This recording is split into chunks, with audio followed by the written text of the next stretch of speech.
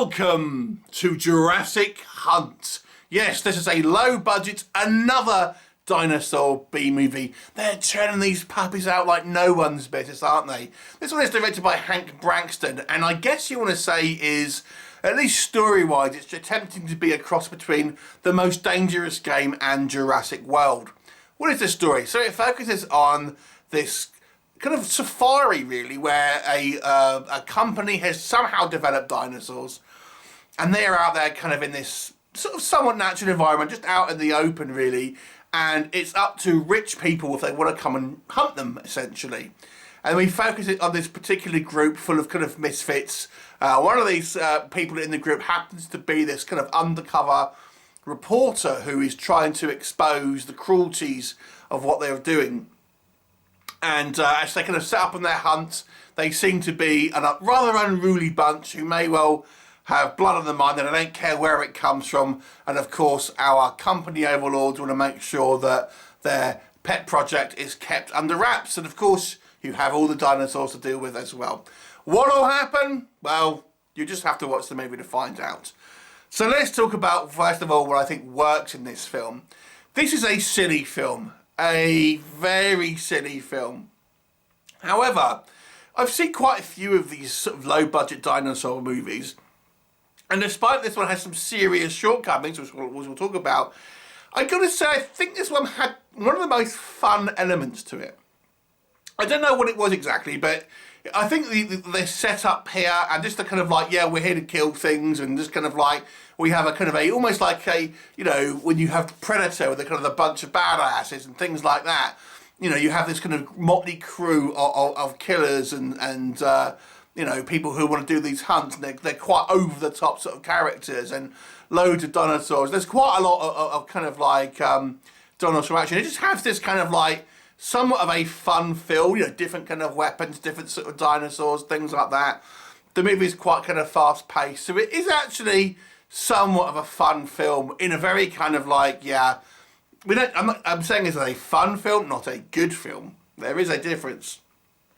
So it has that kind of element of excitement. It does have sort of quite well pacing. It does have kind of quite kind of well defined sort of characters and a variety in dinosaurs.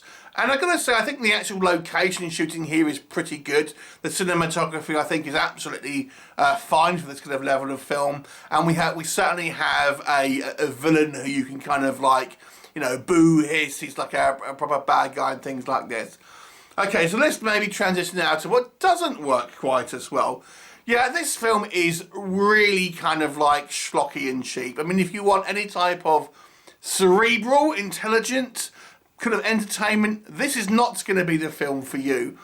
Everything here is cheesy, everything here is schlocky, it's silly. Let me go into a little bit more kind of detail. The acting is not good. From pretty much anyone in the cast here, everyone sort of overacts. They're doing it with a kind of a tongue-in-cheek kind of style, cartoony, kind of like pantomime-ish sort of style characters here, and it's kind of fun, but at the same time, like, you're looking at any of these people and think none of these people would really exist in life. They just seem too, you know, too over the top for their own kind of good, and just kind of like, yeah, they're just kind of silly caricatures. Yeah, you can remember who they are, but they just are, you know, typical kind of things that typical kind of characters that you would see in a very kind of like quickly written movie. The actual CGI is pretty poor, poorly rendered. There's one or two shots where I thought it was okay. You know, poorly inserted into the film where you don't really get any sense of kind of like weight with the creatures or anything like that, or they're really kind of there. They're kind of, the lighting is poor on them. The whole kind of CGI I would say the vast majority of the shots is cheap and kind of sci-fi level. You know, when I say so, I mean the TV show Sci-Fi Channel kind of level, kind of quality of CGI here. Not good. And we always have the same old dinosaurs in these films. I'm so sick and tired of raptors, I have to say. And raptors in reality were not this size. They're actually quite small creatures. Thanks to Jurassic Park, all the screen raptors now are the kind of the size that they are here.